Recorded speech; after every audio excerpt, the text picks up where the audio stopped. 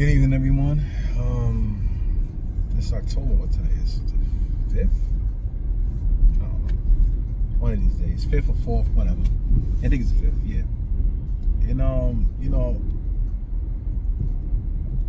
I'm not as fluent in football as I would say I am in basketball. Basketball is my favorite sport. That's a sport that I enjoy. And that's sport that I actually play.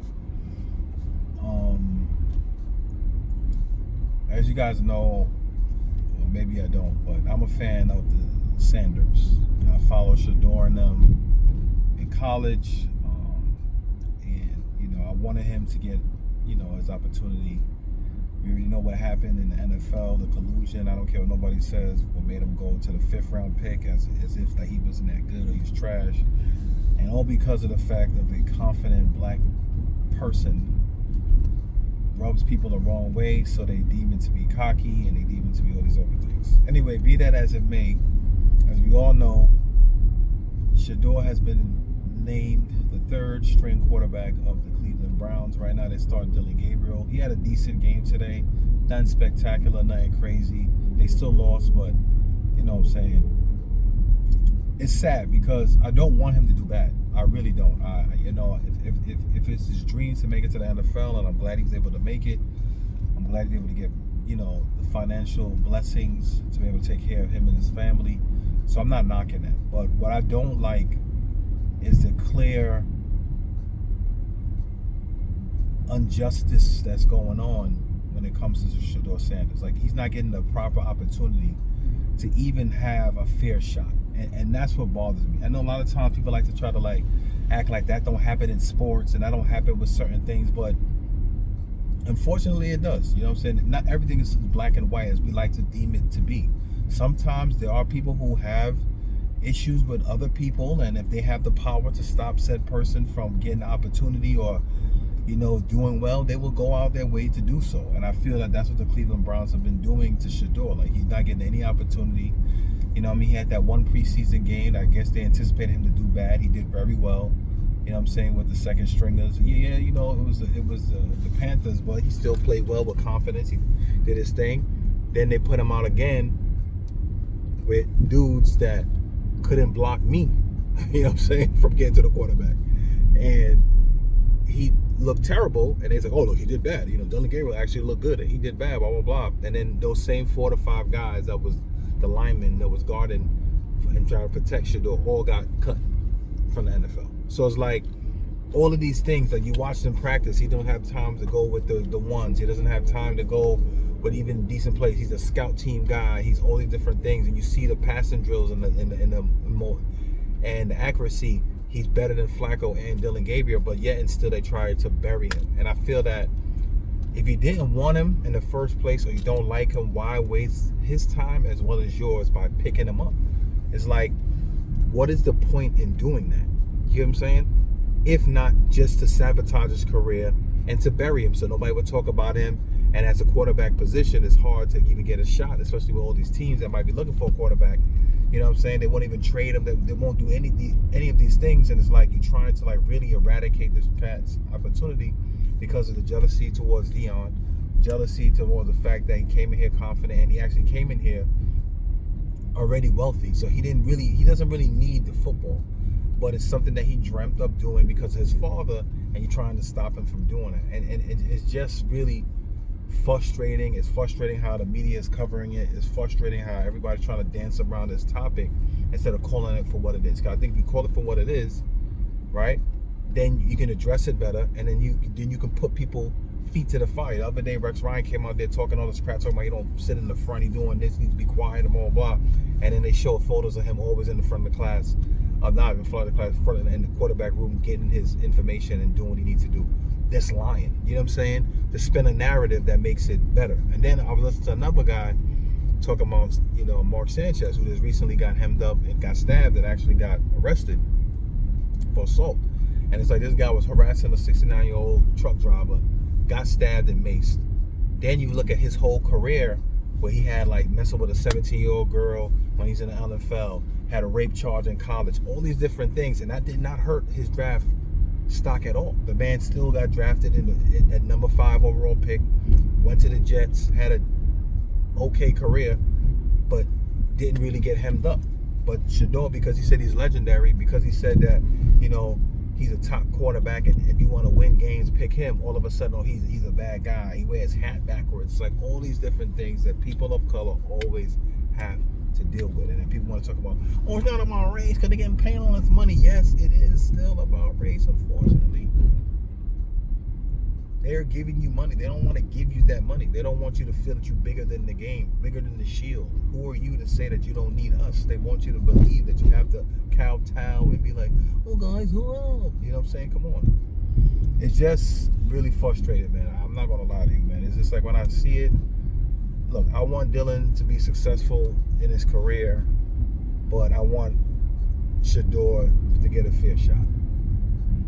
And they hate him because you pull Flacco, who's 41 years old, 18 years in the NFL, taking them hits. He played terrible the first few games. You go with Dylan, and then instead of making Sheduer the clear number 2, because he's another rookie that you drafted, you say that no, Joe Flacco's the number 2. Sheduer still be the number 3. It's like that is blatant hate. It's like you're blatantly trying to bury this kid. You know what I'm saying? And it's like, look, man, I stopped watching the NFL for a small stint because of what they did to Kaepernick, right?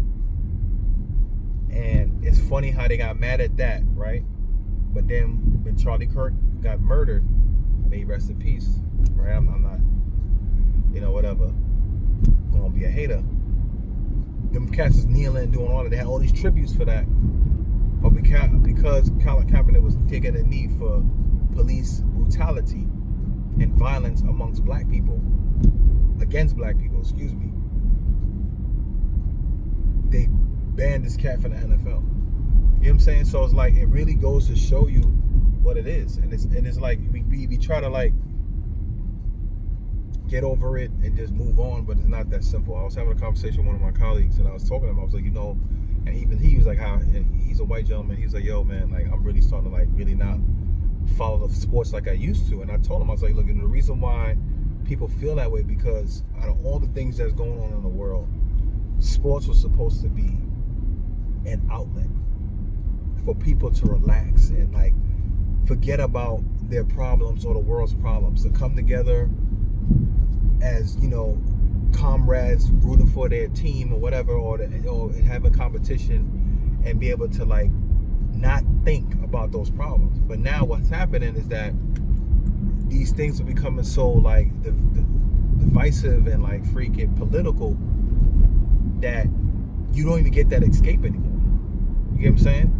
You don't even have that freedom to like just relax and watch a game. It got to be some military joint and some political joint. It got to be all the different things that I know people who are diehard fans of a team, and because of their political stance or whatever that the team is doing, they don't want to be part of that team no more.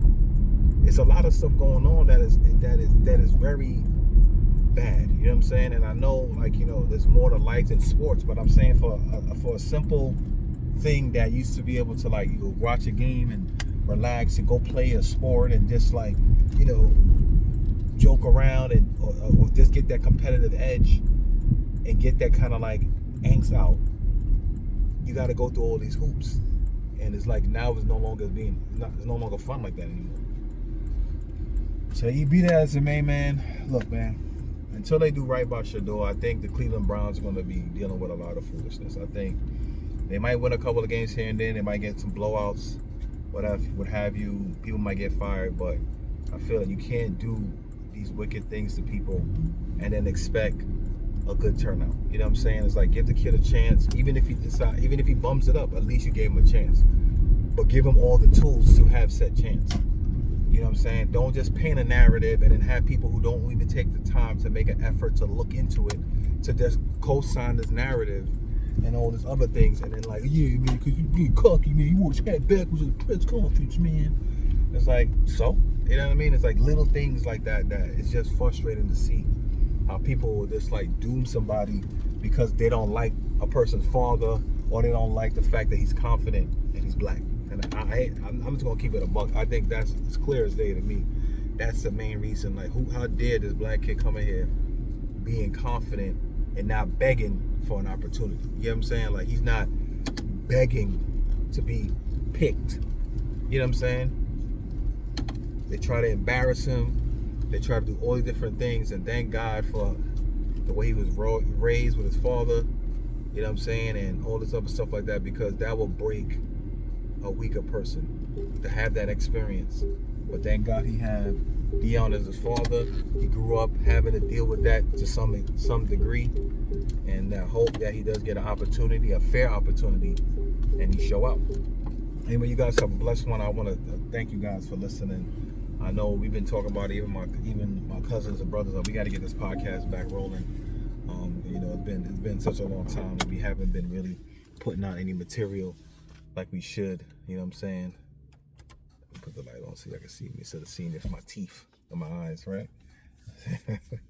But anyway, yeah, you know what I'm saying? Just to get back on the podcast and really try to get some content. It's just hard, you know, life, you know, we all got our own things we got to take care of and family stuff. And, you know, sometimes finding the time, like I said before, and many times it's kind of difficult.